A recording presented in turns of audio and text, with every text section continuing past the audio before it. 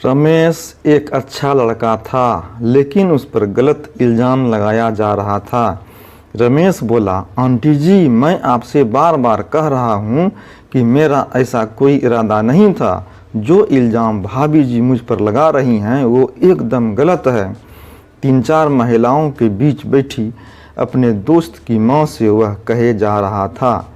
उसे कुछ समझ नहीं आ रहा था कि वह क्या करे, कैसे सबको अपनी बेगुनाही का सबूत दे।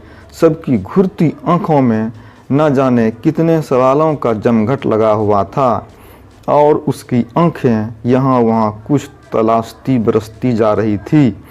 कुछ दिन पहले की ही तो बात थी जब वह घर में पढ़ाई के लिए एकांत को लेकर परेशान था। 5 बहन भाइयों के साथ एक ही कमरे में रहते पढ़ाई करना बहुत मुश्किल होता था। ऐसे में उसे पढ़ने के लिए सुबह सबके उठने से पहले उठकर पढ़ना होता था या देर रात तक जाग कर पढ़ाई करनी होती थी। समस्या और अधिक बढ़ जाया करती थी जब मेहमानों का जमघट भी उसी एक कमरे में लग जाया करता था। जैसे जैसे इम्तिहान पास आने लगे उसे चिंता सताने लगी कि कैसे पढ़ाई की जाए। उसे चिंतित देखकर उसके दोस्त सज्जन ने अपने घर पर पढ़ाई करने का प्रस्ताव रखा। सज्जन उसी के साथ 11वीं कक्षा में पढ़ता था। दोनों पढ़ने में अच्छे थे तथा अध्यापक उन्हें बहुत पसंद करते थे। सज्जन के साथ उसकी माँ तथा उसके भैया भाभी भी रहते थे। भाभी बैंक में कार्यरत थी। यह फ्लैट भाभी को बैंक की तरफ से मिला हुआ था। भैया सप्ताहांत या 15-20 दिन में आया करते थे। अपने घर से अनुमति लेकर साथ साथ पढ़ने के उल्लास में उसने साइकिल और बस्ता उठाया और सज्जन के घर की ओर चल दिया। सज्जन के घर पर उसकी माँ ने बड़े प्यार से उसे बैठाया। कुछ देर बातचीत की, तत्पश्चात वह दोनों स्टडी रूम में आ गए। पढ़ाई में उसका मन नहीं लग रहा था। शायद नई जगह होने से वह ऐसा महसूस कर रहा था। सज्जन शायद ज़्यादा देर तक पढ़ता रहा होगा। सुबह वह जल्दी उठा और शाम को मिलने की कह कर विदा हो गया। कुछ परेशानियां आने से पहले आहट भी नहीं होती। शायद वह दिन भी ऐसा ही था। उस दिन वह पूरे जोश के साथ सज्जन के घर की तरफ रवाना हुआ था। मन को पूरी तरह से तैयार कर लिया था कि आज सज्जन से ज़्यादा पढ़ाई करनी है। जल्दी जल्दी साइकिल चलाते हुए वह सज्जन के घर पहुंचा। जैसे ही घंटी बजाने को हाथ उठाया तो देखा दरवाज़ा तो पहले से ही खुला था। वह दरवाज़ा खोलकर अंदर दाखिल हुआ और सज्जन को आवाज़ लगाई। सज्जन की भाभी जी अपने बेडरूम से बाहर आई और बताया कि सज्जन आज रात किसी प्रोग्राम में गया है।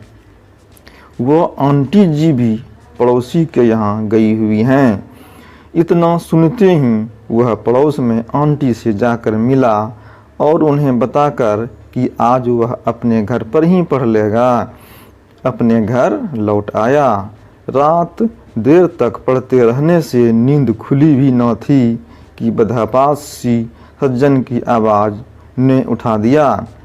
शायद सज्जन साइकिल तेज चलाता हुआ आया था।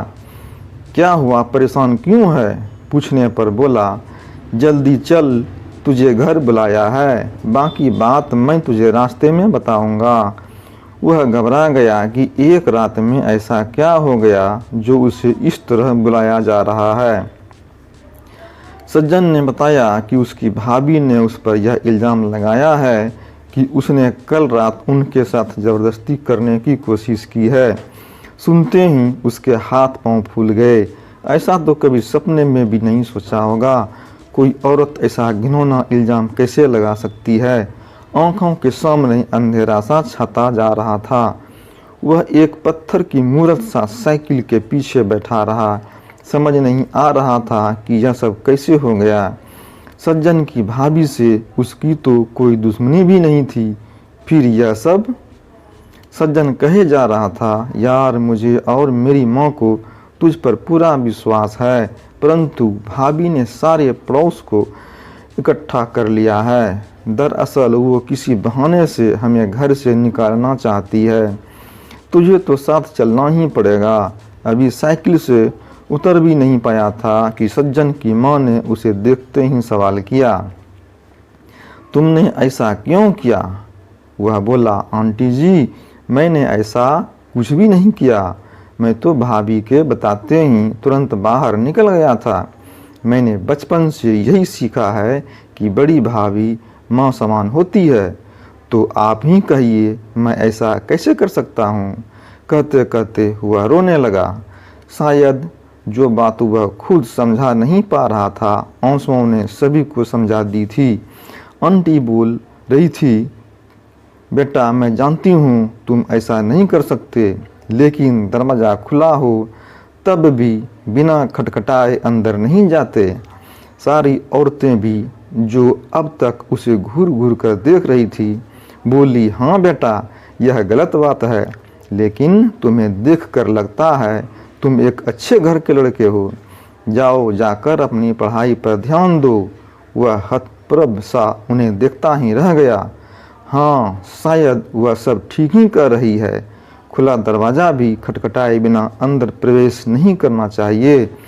हाँ, यह भूल तो उससे हुई थी, तो क्या इस जरा सी भूल की इतनी बड़ी सज़ा?